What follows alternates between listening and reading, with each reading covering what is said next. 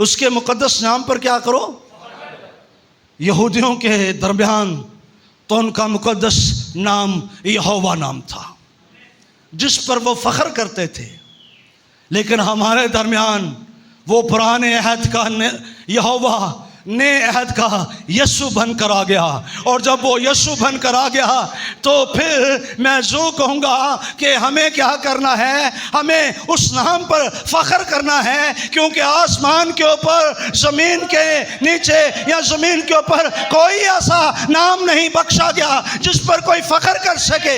एक ही नाम है, यीशु नाम, वो नाम जो सब नामों से आला, कुदरत वाला, मौजूद की कुदरत से, कसरत से भरा हुआ नाम। और उस नाम के जरिया से आपके, मेरे, हम सब के बिगड़े हुए काम बन जाते हैं। हमारी बीमारियां जाती हैं, हमारी कमजोरियां जाती हैं, हमारी गुर्बत जाती है, हमारी लानतें खत्म होती हैं। और सबसे बड़ी बात, नए अहद में ये मेरा खून है जो तुम्हारे लिए, तुम्हारे गुनाहों के लिए बहाया जाता है। और याद रखे, हमारे गुनाहों की माफी के लिए, हमारे गुनाहों से छुटकारे के लिए खुदा के बेटे यीशु मसीह के खूबसूरत, अजीम, जलाली, बाबरकत, मुकद्दस नाम में आप सबको सलाम। खुदाम की शुक्रगुजारी हो आज सुबह के लिए, ये खूबसूरत प्रस्तुश के लिए। यकीनन जहाँ पर खूबसूरत प्रस्तुश होती है वहाँ पर ज़िंदगी होती है, क्योंकि प्रस्तुश बेदारी की हालत में होती है। और खुदा का शुक्र हो कि आप सब बेदार हैं और खुदाम के लिए अपने लबों और हाथों को इस्तेमाल करते हैं, क्योंकि लिखा है मुर्दे खुदा की प्रस्तुश नहीं करते। स्वाशुभ आए खुदा के मुकद्दस कलाम में से ज़बूर की किताब 105 ज़बूर और उसकी पहली आयत से 11वीं आयत तक खुदा के मुकद्दस कलाम में से पढ़ेंगे। Hello, hallelujah. खुदावन का शुक्र करो, उसके नाम से दुआ करो, कौमों में उसके कामों का बयान करो, उसकी तारीफ में गाओ, उसकी मदा सराई करो, उसके तमाम अजायब का चर्चा करो, उसके मुकद्दस नाम पर फख्र करो। खुदावंद के तालिबों के दिल शादमान हो, खुदावंद और उसकी कुव्वत के तालिब हो, हमेशा उसके दीदार के तालिब रहो। उन अजीब कामों को जो उसने किए, उसके अजायब और मुँह के अहकाम को याद रखो। ए उसके बंदे इब्राहिम की नस्ल, ए बनी याकूब उसके बरगज़ीदो, वही खुदावंद हमारा खुदा है। उसके अहकाम तमाम ज़मीं पर हैं, उसने अपने अहद को हमेशा याद रखा, यानी उसका कलाम, यानी उस कलाम को जो उसने 1000 पुश्तों के लिए फरमाया, उसी अहद को जो उसने इब्राहिम से बांधा, और उस कसम को जो उसने इसहाक से खाई, और उसी को उसने याकूब के लिए आयन यानी इसराइल के लिए अब्दी अहद ठहराया, और कहा कि मैं कनान का मुल्क तुझे दूंगा कि तुम्हारा मरूसी हिस्सा हो। आमीन। सो खुदा के कलाम का पढ़ा सुना जाना हम सबके लिए बाइस से बरकत हो। आए अपनी आंखों को बंद करेंगे। हमारे आसमानी बाप, हम तेरी बाखजूरी में शुक्र गुजारी की हालत में हैं कि तू हमें अपनी प्रस्तुश के लिए बुलाता है और तेरा कलाम हमारी रहनुमाई करता है कि हम उस जमात की मानंद बन जाएं जो आसमान पर तुझे कदूस कदूस कहकर पुकारती है। फजल दे, आज जो कुछ रूह कुश ने मुझे दिया, मैं रूह कुश की तहरीक में वो सब कुछ तेरे लोगों के सामने रख सकूं। मसीह यीशु के नाम में आमीन। तशरीफ़ रखें। आज हमें काफ़ी पढ़ना पड़ेगा और आज जिस मजमून को आपके सामने रखना चाहता हूँ वो 8वीं आयत का पहला हिस्सा। उसने अपने अहद को हमेशा याद रखा। उसने अपने अहद को हमेशा याद रखा। जब उसने अपने अहद को हमेशा याद रखा तो मुकद्दसों को भी ये मुनासिब है कि वो भी खुदा के कलाम और उसके अहकाम को हमेशा याद रखें। तो आज हम देखेंगे कि वो अपने अहद को हमेशा क्या रखता है, याद रखता है। वह है जो मुकद्दसों के साथ बांधता है, वह है जो ईमानदारों के साथ बांधता है। और वो अपने अहद पर अगर कायम ना रहे तो वो खुदा नहीं। हमारा खुदा वो है जो अपने अहद पर और जो कुछ उसने ईमानदारों के साथ कौल और वादे किए हैं उनको पूरा करने के लिए बेदार रहता है। तो देखेंगे ये एक बड़ा खूबसूरत ज़बूर, आज हम सारे ज़बूर को पढ़ेंगे। इसका आगाज़ बड़ा खूबसूरत, खुदा का शुक्र करो, खुदा का। और रसूल पौलुस कहता है बात में खुदावंद की शुक्रगुजारी करो। और मैं समझता हूँ पौलुस रसूल अहद अतीक का एक खूबसूरत स्टूडेंट, और उसने ज़रूर ज़बूर नवीस को बड़ा मुताला किया हो। इसलिए शुक्रगुजारी पर नए अहदनामा के अंदर पौलुस रसूल जो है वो बोलता है खुदा का शुक्र करो, उसके नाम से दुआ करो, कौमों में उसके कामों का बयान करो, उसकी तारीफ में गाओ, उसकी मदा सराई करो, उसके तमाम अजायब का यानी वो अजीब काम जो उसने किए उसका चर्चा करो, उसके मुकद्दस नाम पर किस पर फ़ख्र करो, उसके मुकद्दस नाम पर फ़ख्र करो। और बड़ी खूबसूरत बात यिर्मयाह कहता है तू ही मुझे शिफा दे तो मैं शिफा, तू ही मुझे बचाए तो मैं, क्योंकि मेरा फ़ख्र तुझ पर है। मेरा फ़ख्र किस पर है? तुझ पर है, किसी तबीब पर नहीं है, किसी हकीम पर नहीं, मेरा फ़ख्र तुझ पर है। और यही बात पौलुस रसूल कहता है कि खुदा ना करे मैं किसी बात पर फ़ख्र करूं सिवाय अपने मसीहा मसलूब की सलीब के। और सलीब का पैगाम,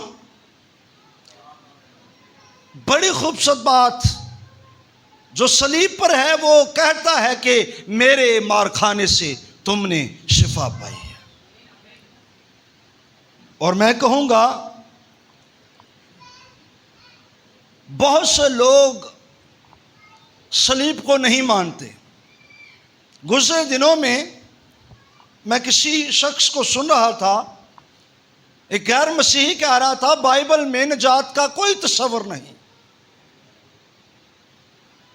और मैं कहूँगा बाइबल ही वो किताब है जो निजात को दिखा सकती है, क्योंकि बाइबल मुकद्दस में निजात दहिंदा है। और जहाँ पर निजात की बात है वो बगैर सलीब के नहीं है। और सलीब नए अहद का एक ख़ास मजमून, ना सिर्फ फ़कत आप कह सकते हैं कि नए का, बल्कि पुराने अहद का भी। पुराने अहदनामा में सलीब की बाबत नबूवतें हुई, लेकिन नए अहदनामा में उसकी तकमील हुई। इसलिए सलीब जहां पर है वहां पर शिफा है। लोग ये जरूर मानते हैं कि यीशु मसीह या ईसा मसीह मौजूदात का नबी है, लेकिन सलीब के पैगाम को नहीं मानते। लेकिन याद रखें, बगैर सलीब के मौजूदात या शिफा नहीं है। सलीब पर ईमान रखने वाले शिफा और मौजों को रिसीव करते हैं। तो इसलिए रसूल कहता है उसके मुकद्दस नाम पर फख्र करो।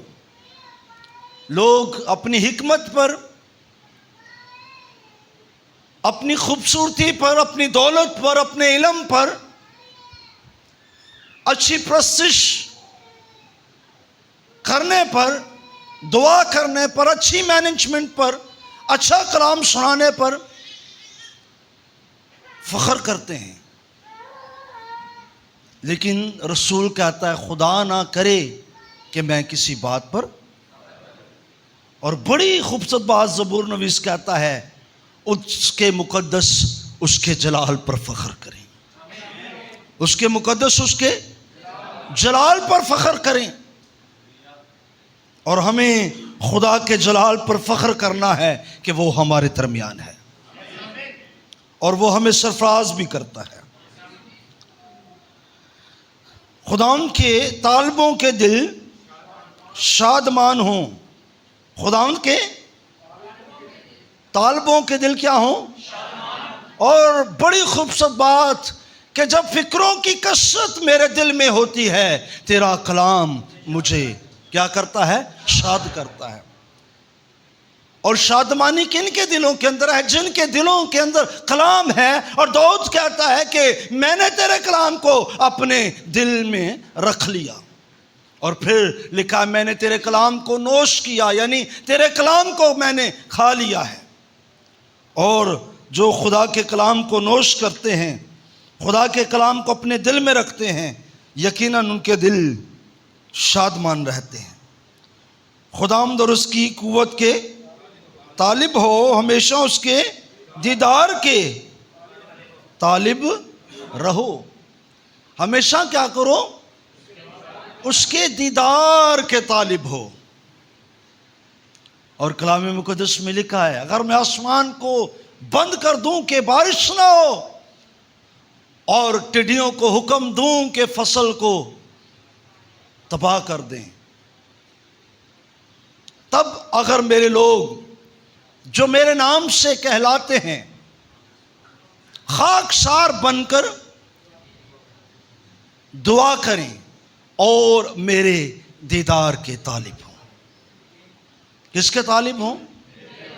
लेकिन हमें दौलत की तलब है, हमें शोहरत की तलब है, हमें मुख्तलिफ चीज़ों की तलब है। लेकिन लिखा है मेरे दीदार के तालिब हो तो मैं आसमान पर से सुनकर उनका गुनाह माफ़ करूंगा और उनके मुल्क को बहाल करूंगा। बहाली उसकी दीदार के तालिब होने से है। इसलिए ज़रूर है कि मुकद्दस उसके दीदार के क्या हों? तालिब हों, तालिब रहें।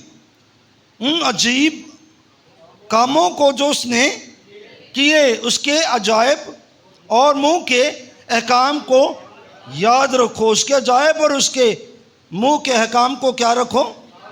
याद रखो। उसे ए उसके बंदे इब्राहिम की नस्ल, ए यकूब बनी यकूब उसके बरगज़ीदा, वही हमारा खुदावंद हमारा खुदा है। उसके अहकाम तमाम ज़मीन पर हैं। उसने अपने अहद को हमेशा याद रखा। अब किस अहद को उसने हमेशा याद रखा? यानी उस कलाम को जो उसने 1000 पुश्तों के लिए फरमाया, उसी अहद को जो उसने इब्राहिम से बांधा। अब याद रखें, खुदा उस अहद को याद रखता है जो उसने किससे बांधा? इब्राहिम से बांधा। देखा, उसने अपने अहद को हमेशा याद रखा। किस अहद को? जिसको उसने इब्राहिम के साथ बांधा। और कौन सा अहद? 1000 पुश्तों का अहद। और हम देखेंगे ये अहद जो खुदा इब्राहिम के साथ बांध रहा है, ये कब और किस वक्त बांध रहा है, और खुदा ने इस अहद को उसकी जिंदगी के अंदर पूरा कैसे किया। देखेंगे पैदाइश की किताब उसका 17 बाब, अच्छा 17 बाब की पहली आयत से पढ़ें।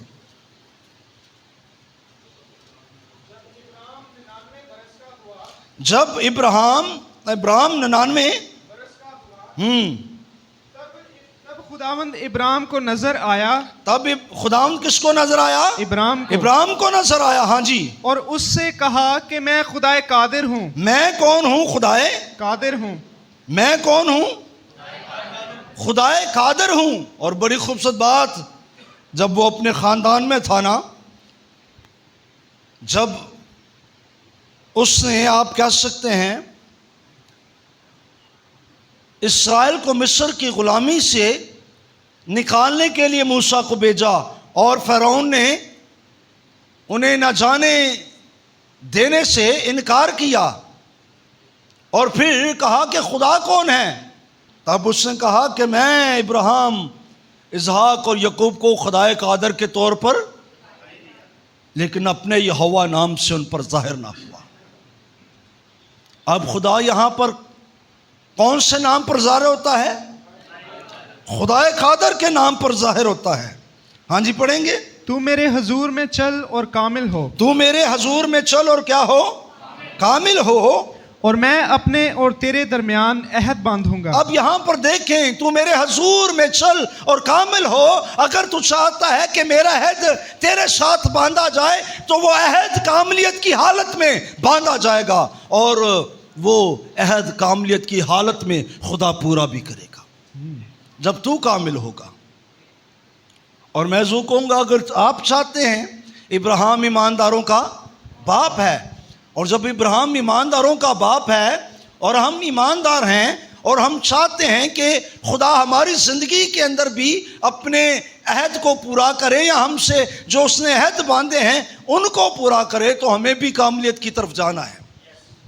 और लिखा है, कामिल आदमी वो है जो बातों बातों में खता ना करे।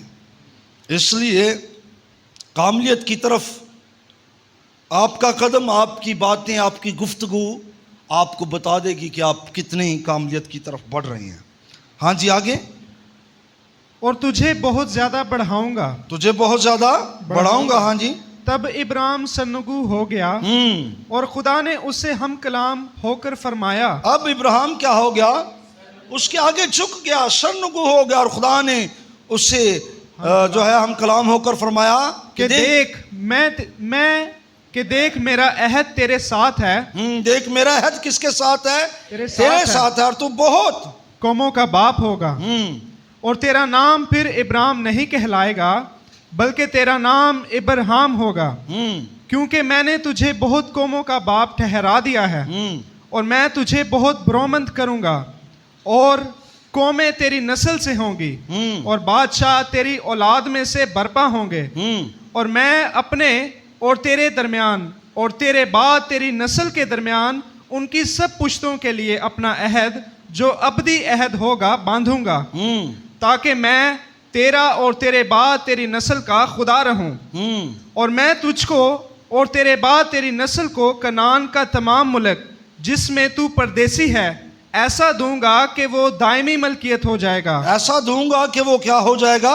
दायमी मलकियत। दायमी मलकियत हो जाएगा। ये वादा खुदा, आप अपने वक्त में से पूरे बाप को पढ़ सकते हैं। खुदा यहाँ पर इब्राहिम के साथ पुश्तों का वादा करता है, और मुल्क कनान उसको मिरास के तौर पर देने का उसके साथ अहद बांधता है, और ये उसकी नस्लों के लिए अहद है। और यहाँ पर हमने पढ़ा और कहा कि 11वीं आयत, और कहा कि मैं कनान का मुल्क तुझे दूंगा कि तुम्हारा मरूसी हिस्सा हो। यानी ज़बूर 5 के अंदर मैं कनान का मुल्क दूंगा, और वहाँ पर खुदा कनान के मुल्क को देने का वादा करता है। और खुदा इब्राहिम से जब वो अहद बांधता है तो उससे नस्लों का अहद बांधता है। और हमने पढ़ा खुदा के मुकद्दस कलाम में से कि उसने अपने अहद को हमेशा याद रखा, यानी उस कलाम को जो उसने 1000 पुश्तों के लिए फरमाया, उस अहद को जो उसने इब्राहिम से बांधा और उस कसम को जो उसने इसहाक से खाई, उस कसम को जो उसने किससे खाई? इसहाक से खाई। और इस कसम को भी हम खुदा के कलाम में से पैदाइशी की किताब में देखते हैं।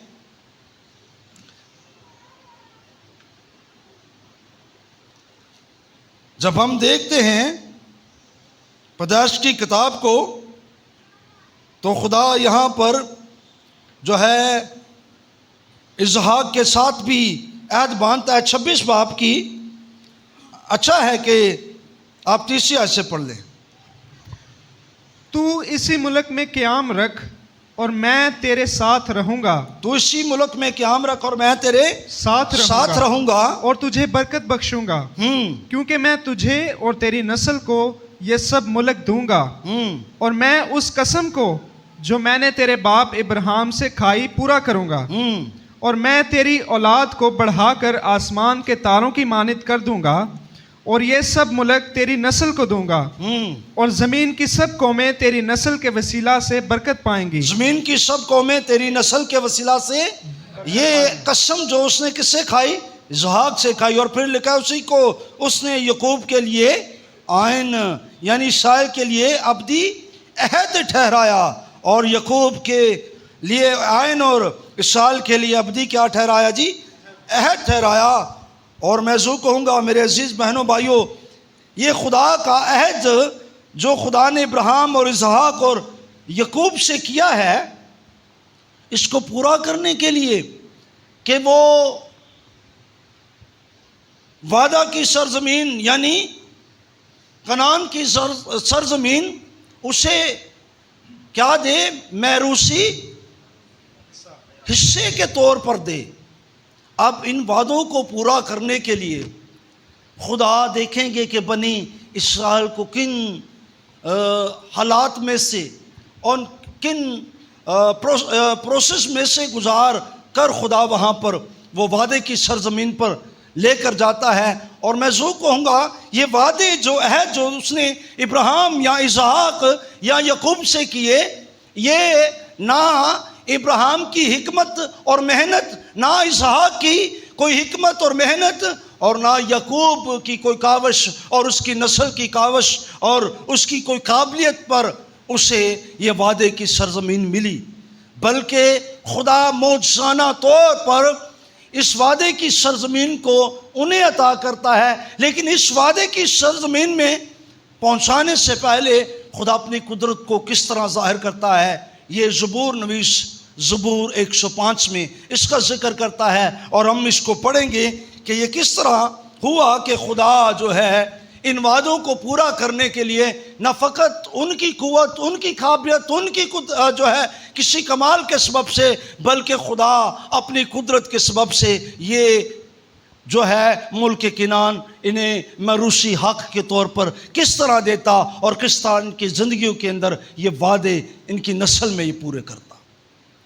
और इसमें हम ज़रूर कहेंगे, मैं कहूँगा कि अपने लिए ज़रूर ये सीखें कि खुदा ने जो हमारे साथ अपने बेटे हमारे खुदा यीशु मसीह के ज़रिया से अहद बांधा है, वो हमारी काबिलियत, वो हमारी किसी हिकमत, वो हमारी किसी दनाई या हमारी किसी सिफात के तहत नहीं मिला, ये उसके फजल के तहत और खुदा के बेटे के वादे के मुताबिक हमें सब कुछ मिला। और देखेंगे 12वीं आयत में लिखा है, उस वक़्त वो शुमार में थोड़े थे। कौन? बनी इस्राएल। उस वक्त वो शुमार में थोड़े थे, बल्कि बहुत थोड़े उस मुल्क में मुसाफिर थे। किसमें? कनान में। उस मुल्क में क्या थे? वो मुसाफिर थे। ये मुल्क उनका नहीं था, लेकिन खुदा ने मैरूसी हिस्से के तौर पर, वो जो बाप दादा का हिस्सा है उसके तौर पर यह मुल्क उनको दिया। उस वक़्त वो थोड़े थे और वो बहुत थोड़े और उस मुल्क में मुसाफिर थे, और वो एक कौम से दूसरी कौम में और एक सल्तनत से दूसरी सल्तनत में फिरते रहे। उसने किसी आदमी को उन पर जुल्म ना करने दिया। आपको पता है खुदा अपने लोगों के साथ रहा, और लिखा है उसने किसी आदमी को उन पर जुल्म करने ना दिया, बल्कि उनकी खातर उसने बादशाहों को भी धमकाया। यानी किसकी खातर? इब्राहिम की खातर, इसहाक की खातर, याकूब की। वो बादशाहों से बोला इनको हाथ ना लगाना। उसने बलाम को डांटा के याकूब को ना कुछ कहना। उसने अबीमेलेक को डांटा, इब्राहिम मेरा बंदा है। उसने इसहाक के वक्त में जो है बादशाहों के दिलों को अपने हाथ में ले लिया। वो अपने लोगों के लिए बादशाहों को क्या करता रहा? धमकाता रहा। और लिखा है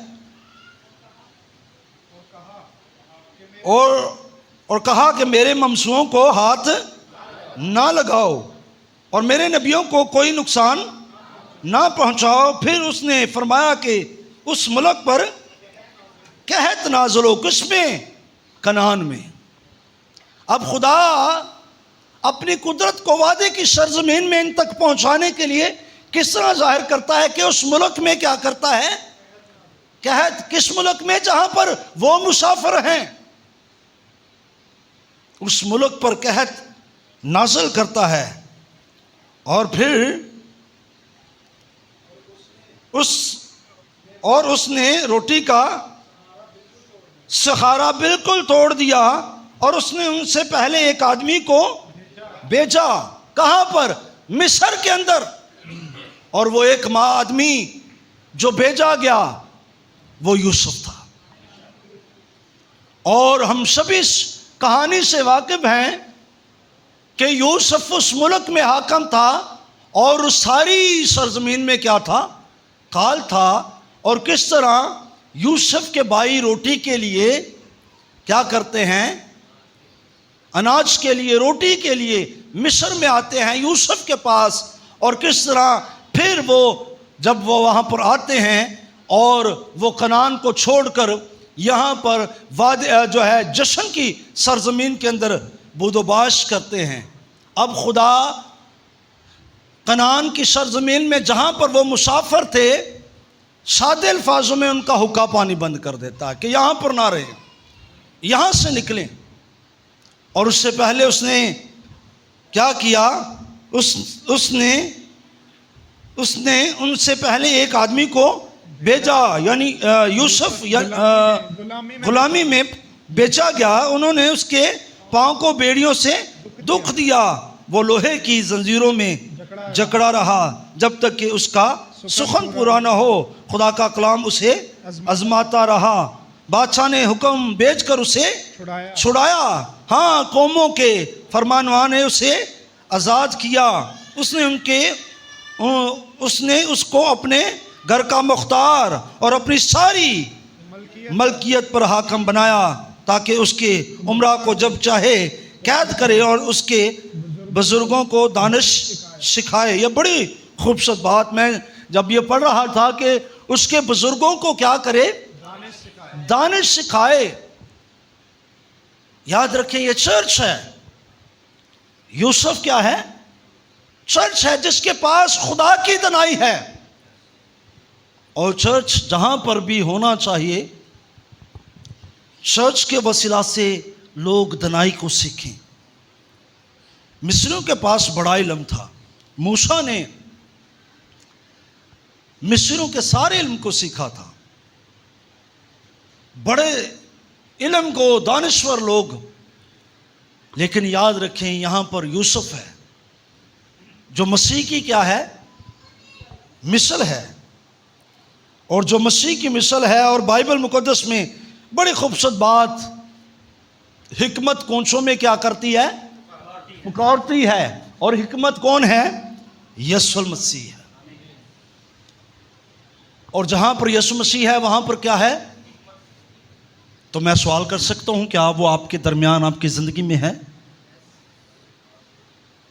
क्यों जी?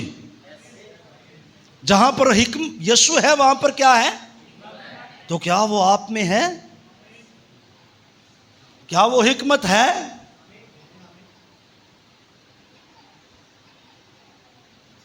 हम क्या करते हैं? हम अपने आप को कहते हैं कि हम रूह कुद्स से ममूर हैं, मसीह हम में हैं, लेकिन मैंने बहुत सी जगहों पर देखा हम हिकमत से खाली, हमारे फैसले हिकमत से खाली, हम अपने खानदानों को हिकमत से नहीं चला सकते,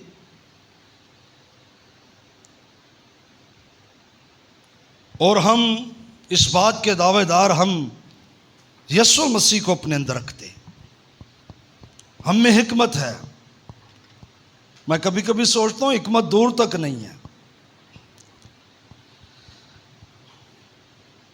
इसराइल भी मिस्र में आया और याकूब हाम की सरजमीन में मुसाफिर रहा। ये मिस्र की सरजमीन कौन सी सरजमीन थी? यह हाम की सरजमीन थी। हाम की नस्ल यहां पर बसती थी। अब ये क्या है? वो हाम की मुसाफिर, और खुदा ने अपने लोगों को खूब बढ़ाया। किस सरजमीन में? मिस्र की सरजमीन के अंदर। वहां पर कनान की सरजमीन के अंदर ये क्या थे? थोड़े थे। क्या थे? लेकिन अब मिस्र की सरजमीन के अंदर खुदा ने बढ़ाता है, खुदा ने बरकत देता है। और मैं इस पर सोच रहा था कि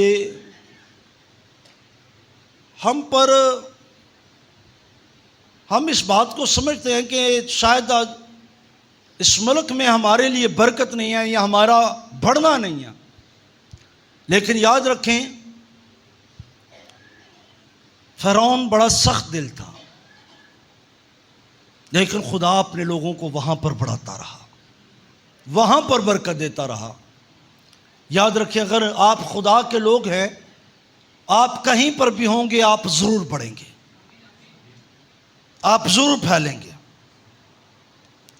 अब देखिए बड़ी खूबसूरत बात, किस तरह वो उनकी ज़िंदगी के अंदर वो काम करता रहा और उन्हें वादे की सरजमीन के अंदर पहुंचाने वाला हुआ। और खुदा ने अपने लोगों को खूब बढ़ाया और उनको उनके मुखालफों से ज़्यादा कवी किया। उसने उनके दिलों को बरगश्ता किया। किनके? मिस्रियों के दिलों को, उनके दिलों को बरगश्ता किया ताकि वो उसकी कौम से अदावत रखें। अब खुदा उनके दिलों को बरगश्ता करता है कि वो जिनमें वो कवि हो गए हैं, जिनमें वो बढ़ गए हैं, उनसे क्या रखें। और एक बादशाह आता है जो उनसे अदावत का इजहार कर देता है। वो कहता है कहीं पर जिस कदर ये बढ़ रहे हैं, ये हम पर ही ना हुकूमत करने वाले हों, ये हम पर ही हाकम ना हो जाएं, हम इन्हें गुलाम बना लें। वो उनको क्या बना लेता है? गुलाम बना लेता है। लेकिन बात कर रहा हूं खुदा अपने अहद को किस तरह पूरा करता है। खुदा कहां कहां से उनको गुजार कर ला रहा है। कहां पर? वादे की सरजमीन के अंदर। खुदा किन हालात में से उन्हें गुजरने दे रहा है। और ये बात ज़हन में रखें, खुदा ने कोई वादा आपसे किया है, खुदा ने कोई अहद आपसे बांधा है, उस अहद को खुदा पूरा करेगा। हालात कैसे ही क्यों ना हो, खुदा उन हालात में आपको बना रहा है और आपके अंदर के उस इंसान को पस्त कर रहा है, तोड़ रहा है, जिसके अंदर बड़ा फख्र है, जिसके अंदर बड़ा घमंड है। उस घमंड को ख़त्म कर रहा है, उस फख्र को ख़त्म कर रहा है, ताकि वो अपने बाजों पर, अपनी हिकमत पर फ़ख्र ना करें, बल्कि खुदा के नाम पर फ़ख्र करें। किस पर फ़ख्र करें? और हमने पढ़ा भी, यहाँ पर हमने पढ़ा और यहाँ पर लिखा उसके मुकद्दस नाम पर क्या करो? फ़ख्र करो। अब खुदा मुख्तलिफ हालात में से उनको निकाल रहा है और लिखा है उसके बंदों से दगाबाजी करें। उसने अपने बंदा मूसा को और अपने बरगज़ीदा हारून को भेजा। मैं जब इसे पढ़ रहा था मैंने कहा खुदा तेरा शुक्र है, अगर मूसा को कोई टाइटल मिला है तो हारून को भी तूने एक बड़ा खूबसूरत टाइटल दिया, और वो टाइटल वो मेरा क्या है? बरगज़ीदा है। वो मेरा क्या है? और वही टाइटल जो हारून को दिया वही टाइटल आपको दिया। आप बरगज़ीदा नस्ल और शाही काहिनों का क्या हो? फिरका और मुकद्दस कौम होने के लिए बुलाए गए हो, और आप क्या हो? बरगज़ीदा हो। और बरगज़ीदा इसको भी ये हारून जो है ये एक काहिन है जो कुर्बानियाँ चढ़ाता है, और आपके पास भी कुर्बानियाँ हैं। आपके पास लबों के फल और शुक्रगुजारी की कुर्बानियाँ हैं। आप भी एक मुकाम पर एक टाइटल के साथ नजर आते हैं। उसने उनके दरमियान मौजज़ात और हाम की सरजमीन में अजायब दिखाए।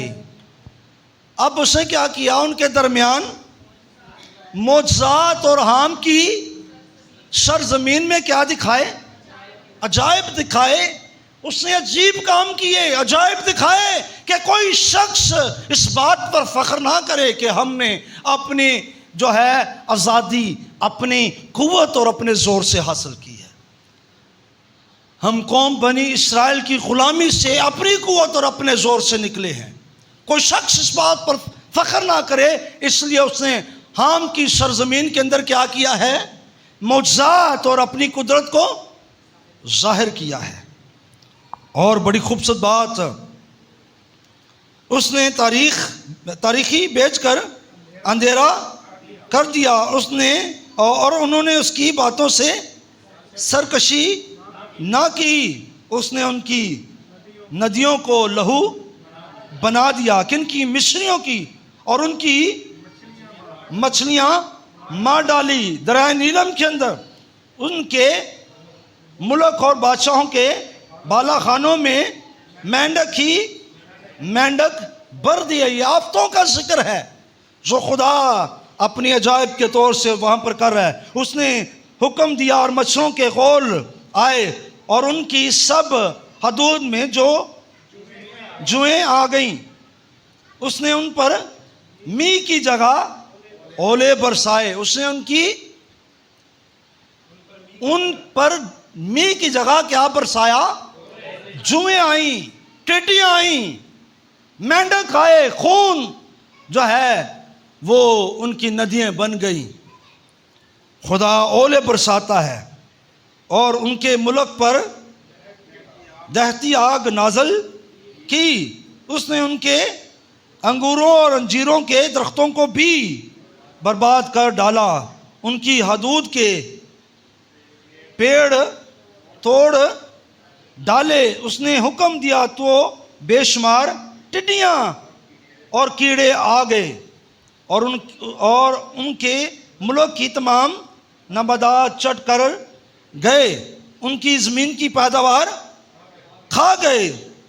उसने उनके मुल्क के सब पेलोठों को भी मार डाले। ये आखिरी आफत, पेलोठों को भी क्या कर दिया? मैं बार बार बात कर रहा हूँ, खुदा असल में अजीब काम और मौजज़ात क्यों कर रहा है कि कहीं पर बनी इस्राएल फख्र ना कर जाए कि हम कवि हो गए, हम बढ़ गए, हमारे बाजुओं में कुव्वत, हम अपने ज़ोर से मिस्र की ग़ुलामी से निकले। खुदा अपने अजायब कर रहा है। क्यों? क्योंकि खुदा अपने वादे को पूरा करना चाहता है और ये वादे उनकी हिकमत से नहीं पूरे हो रहे। और कहीं पर अगर खुदा हमें बरकत देता है, हमें बढ़ाता है और हमें सरफराज करता है, हमारे लिए बड़े काम करता है, तो मत कहें ये हमारी हिकमत से हुआ, ये खुदा के फजल से हुआ और खुदा की कुदरत से हुआ। और यहाँ पर हम देख रहे हैं उसने उनके मुल्क के पिलोठे सब पिलोठों को भी मार डाला जो उनकी पूरी कुव्वत के पहले फल थे, और इसराइल को चांदी और सोने के साथ निकाल लाया। और बड़ी खूबसूरत बात, और उसके कबीलों में एक भी कमज़ोर आदमी ना था। ये बड़ी खूबसूरत बात है। हम तो कमज़ोरियों के अंदर ही मुब्तला, हम तो हर दूसरे दिन कमज़ोर पड़ जाते हैं। मैं गुज़रे दिनों भी बात कर रहा था कि मैं जब नारायण का गान में गया तो मैंने वहाँ पर उन पहाड़ों को देखा जिनमें हमारे जाने से पहले बर्फ़ जो है पड़ी हुई थी, और जब बर्फ़ उनमें से पिघल गई तो वो जूं के तूं ही सरसब्ज थे। हमारे घर में एक माजू का पौधा था, अक्सर वो जब धुंध पड़ती तो वो सूख जाता था, सर्दी के सबब से, धुंध के सबब से। लेकिन वहां पर उन दरख्तों पर बर्फ पड़ी, लेकिन वो सरसब्ज पहाड़ों के दरख्त। और मैं वहां पर रुकिस की तहरीक में ये बात सीख रहा था, पहाड़ जो खुदा की हजूरी की अलामत, दरख्त इश्खास की अलामत। भाई आप जो खुदा की हजूरी में रहने वाले हैं, कभी सर्द महरी आ भी जाए आपकी सदाकत रह जाएगी, लेकिन हमारी ज़िंदगी में जब सर्द महरी आ जाती है तो हम किसकी मानद हो जाते हैं। कल रात भाई सुहेल किसी पादरी की बाबत बात कर रहे थे कि उसने कहा कि भाई खुदा का बंदा अगर बरगश्ता हो जाए तो वो शैतान बन जाता है, अगर वो सर्द महरी की हालत में चला जाए वो कोई और रूप इख्तियार कर लेता है। और मैं जरूर यहां पर कहूंगा वो खुदा का बंदा नहीं होगा जो कोई और रूप इख्तियार कर लेगा, वो बनावटी मसीही होंगे या झूठे मसीही होंगे। खुदा के लोग सर्द महरी की हालत में भी चले जाएं तो वो खुदा के लोग हैं और उनकी सदाकत कायम रहेगी, वो सरसब्ज रहेंगे। सरसब्ज हो जाना याद रखें, क्योंकि खुदा फितरत में मौजूद है और हम मुख्तलिफ, जिस तरह दरख्त जो हैं वो मुख्तलिफ हालतों में से गुजरते हैं, हम भी गुजरते हैं। ये कोई बड़ी बात नहीं, गर्मी भी बर्दाश्त होती है, सर्दी भी होती है, लेकिन याद रखें जो दरख्त फलदार है ना, वो अपने वक्त और अपने मौसम में ज़रूर फल देते हैं। चाहे वो उनको काट दें, छांट दें, जब वक्त आता है वो उनकी कोंपलें निकल आती हैं, जब वक्त आता है वो अपना फल ज़रूर देते हैं। खुदा के लोग जैसी भी हालत में हो, वो काटे जाएं, वो छांटे जाएं, याद रखें वो फलदार होंगे। लेकिन जो फलदार नहीं होंगे वो जड़ से उखाड़ दिए जाएंगे। बाइबल कहती है, बाइबल का खुदा कहता है वो जड़ से उखाड़ दिए जाएंगे। और आपको पता है यहूदा भी इस जड़ से उखाड़ दिया गया था, और लिखा जो पौधा मेरे बाप की तरफ से नहीं है वो जड़ से उखाड़ दिया जाएगा। यहूदा ने रसालत पाई, लेकिन बड़ी खूबसूरत बात यीशु मसीह ने कहा कि हलाकत के फर्जंद के सिवा कोई हलाक ना हो। और ये भी बड़ी खूबसूरत बात थी कि इब्ने आदम के साथ जिस तरह लिखा है वैसे होना ही था, लेकिन अफसोस उस पर जिसके वसीला से यह हुआ, उसने यहूदा पर अफसोस कर दिया। आज भी ऐसे हालात, ऐसे सिचुएशन चर्च के अंदर मुकद्दसों के दरमियान होती है। लेकिन बात करना चाहता हूँ, उसके कबीलों में से एक भी कमज़ोर आदमी ना था।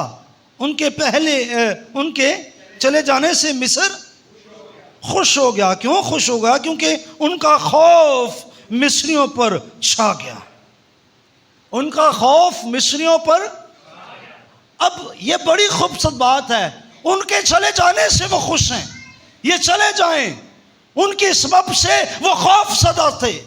क्यों खौफ ज़दा थे? उनके सबब से उनके पेलोठे मर रहे थे, उनके घरों के अंदर मेंढक दाखिल हो गए, उनके बच्चों को जुएं पड़ गई, उनकी बीवियों को, उनके सरों में जुएं आ गई। टिड्डियां आ गईं। मींह की जगह पर क्या बरसे? भाई गुजरे परेशान हो गए थे लोग जब जगह जगह पर ओले पड़ रहे थे गुजरे महीनों में। क्यों? क्योंकि फसलें जो है अभी खेतों में थीं और लोग परेशान थे। ये ओले कहीं पर फसलों को तबाह ना कर दें। जब ओले पड़ते हैं तो क्या है? खुदा का कहर है उस मुल्क पर, उस मुल्क के लोगों पर। अब यहां पर ऐसे हालात में मिस्री खौफजदा हो गए थे और फिर वो जब चले गए तो मिस्रियों के दिल क्या हो गए? शाद हो गए, वो खुश हो गए। क्यों? क्योंकि इस्राएलियों का खौफ उन पर था, इस्राएलियों का खौफ। उन्होंने बादल को सायबान होने के लिए फैला दिया और रात को रोशनी के लिए। ये खुदा है। ये क्या है? अपनी कुदरत को क्या कर रहा है? उसने बादलों को क्या कर दिया? सायबान की तरह। किस लिए? कि गर्मी की शिद्दत से कौन महफूज है? भाई बोले तो सही। लगदा अज पढ़ना पिया पैंदा पिया ते असी सुस्त होए पे। क्यों जी? ये गल्लां याद भी नहीं कि नहीं? मैनू तो तशरीह करने की जरूरत नहीं है, अगर ये पढ़ ही लो छे। ये क्या कर रहा है खुदा? खुदा वादे को पूरा करने के लिए किन हालात में से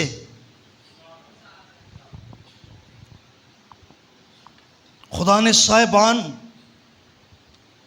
बादलों को साहिबान के लिए फैला दिया और रात को रोशनी के लिए आग दी।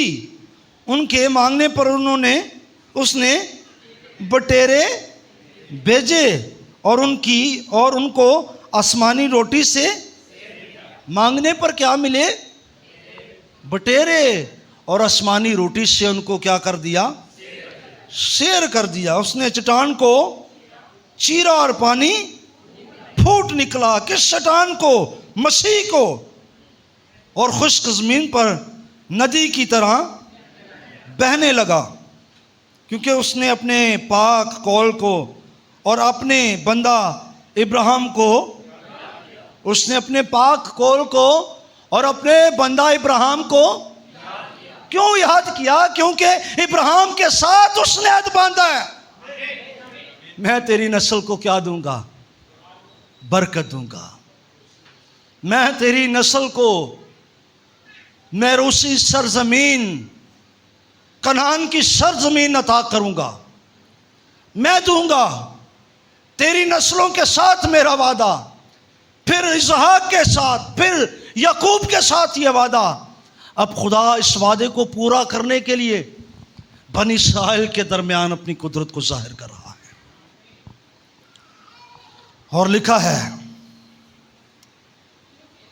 क्योंकि उसने अपने पाक कौल को और अपने बंदा इब्राहिम को याद किया और अपनी कौम को शादमानी के साथ और अपने बरगज़िदा को गीत गाते हुए निकाल लाया। हालेलुया।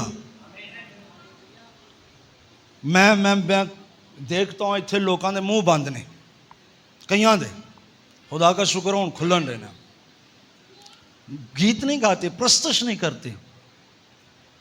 भाई खुदा के निकालने का तरीका, उसके लोग खुदा की गुलामी से किस तरह निकल रहे हैं? गीत गाते हुए। क्योंकि वो निकलना चाहते हैं ना, इसलिए वो खुदा की तारीफ करते हैं। इत्थे जी बैठे होंगे ने कई लोग, बड़े डर एक दूजे ने वेखदे होंगे ने। लिखा, गला फाड़, चिल्ला और दरेग ना कर। हम खुदा की प्रस्तुत के लिए गला नहीं फाड़ते। वो गीत गाते हुए वहां से निकले। उसने उन कौमों के मुल्क दिए और उन्होंने उम्मतों की मेहनत के फल पर कब्जा किया, ताकि वो उसके आयन पर चलें, उसकी शरीयत को माने, खुदाम की क्या करो। अब उसने क्या किया, उन कौमों के मुल्क उनको क्या कर दिए, कितने बादशाहों को, मैं अक्सर कहता हूँ 33 बादशाहों को उन्होंने ज़ेर किया और वादे की सरजमीन को क्या किया। और ये 33 बादशाहों को किस तरह उन्होंने लिया, जब वो जलाद के मुकाम पर खड़े थे ना, यरूह के पास, तो एक शख्स उन्हें नंगी तलवार लिए हुए वहां पर खड़ा देखा। यशवा ने पूछा, तो हमारी तरफ से है या किसी और की तरफ से? उसने कहा, मैं खुदा की फौजों का, उसके लश्करों का सिपा सलार होकर आया हूं। क्यों उनको दिखा दिया कि यहां पर खुदा के लश्कर मौजूद हैं और उसकी फौजों का सिपा सलार भी मौजूद है, नंगी तलवार लिए हुए। इसलिए दिखाया कि वो इस चीज पर फख्र ना करें कि हमारे बाजुओं ने कुछ किया, कि वादे की सरजमीन को हमने हासिल किया और हमने 33 बादशाहों को जो है वो ज़ेर किया। क्यों? सबसे पहला जो उनकी पहली फतह थी, वो कौन सी फतह थी? वो यरूह की फतह, यरूह की दीवारों का गिरना जो नारों के साथ था।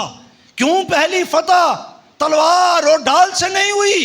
क्योंकि खुदा बता रहा था कि ये तुम्हारी हिकमत तुम्हारे जोर से नहीं, ये मेरे वादों से और मेरी कुव्वत से और मेरी कुम्मत से है। मैं ही वो खुदा हूं जो तुम्हें इस वादे की सरजमीन के अंदर लेकर आया। और ये वो वादे हैं जो मैंने इब्राहिम, इसहाक और याकूब के साथ किए हैं। इसलिए मैं कहूँगा, मैं सिर्फ आपको बता रहा हूँ कि खुदा उन वादों को किस तरह पूरा कर रहा है। और ये छोटा सा ज़बूर 105 आपको पुराने अहदनामा की तारीख दोहरा कर और वो काम जो खुदा ने किए, आप कह सकते हैं समंदर को कूजे में बंद करके पेश कर रहा है।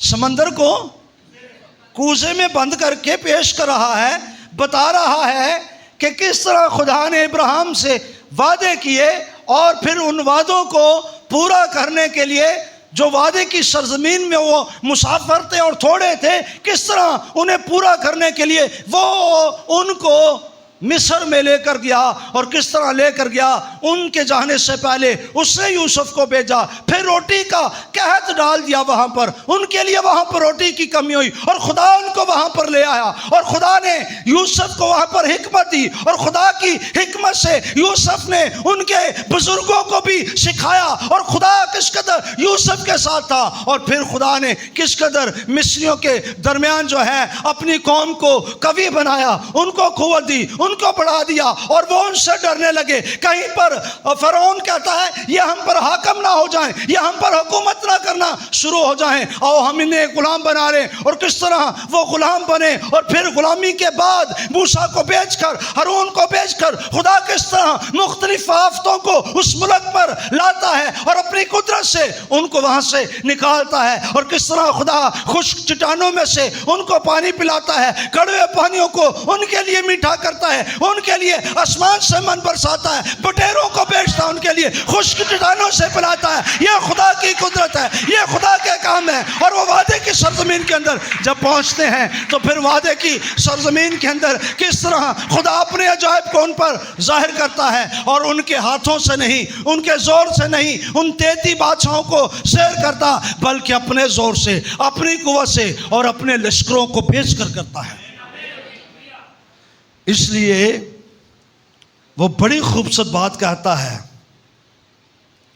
उसके मुकद्दस नाम पर क्या करो? फख्र करो। उसके मुकद्दस नाम पर क्या करो? यहूदियों के दरमियान तो उनका मुकद्दस नाम यहोवा नाम था, जिस पर वो फख्र करते थे। लेकिन हमारे दरमियान वो पुराने अहद का यहोवा नए अहद का यीशु बनकर आ गया। और जब वो यीशु बनकर आ गया तो फिर मैं जो कहूँगा कि हमें क्या करना है, हमें उस नाम पर फख्र करना है, क्योंकि आसमान के ऊपर, ज़मीन के नीचे या ज़मीन के ऊपर कोई ऐसा नाम नहीं बख्शा गया जिस पर कोई फख्र कर सके। एक ही नाम है, यीशु नाम, वो नाम जो सब नामों से आला, कुदरत वाला, मौजूद की कुदरत से, कसरत से भरा हुआ नाम। और उस नाम के जरिया से आपके, मेरे, हम सब के बिगड़े हुए काम बन जाते हैं। हमारी बीमारियां जाती हैं, हमारी कमजोरियां जाती हैं, हमारी गुर्बत जाती है, हमारी लानतें खत्म होती हैं। और सबसे बड़ी बात, नए अहद में ये मेरा खून है जो तुम्हारे लिए, तुम्हारे गुनाहों के लिए बहाया जाता है। और याद रखे, हमारे गुनाहों की माफी के लिए, हमारे गुनाहों से छुटकारे के लिए खुदा के बेटे यीशु मसीह का खून हमारे लिए एक अहद है। और जब हम उस लहू में शरीक हो जाते हैं, उस लहू को ले लेते हैं, तब हमारे किरमजी गुनाह धुल जाते हैं और हम भी मरूसी सरजमीन यानी वादे की सरजमीन के अंदर जाने के लिए तैयार हो जाते हैं। और फिर मैं जो कहूँगा, जब हम तैयार हो जाते हैं तो फिर याद रखें, वो हमारी हिकमत से नहीं, हमारी सिफात से नहीं, हमारी खसूसियात से नहीं, हमारी दनाई से नहीं, हमारी खूबसूरती से नहीं, बल्कि अपने फजल से हमें वादे की सरजमीन में और वादा की हुई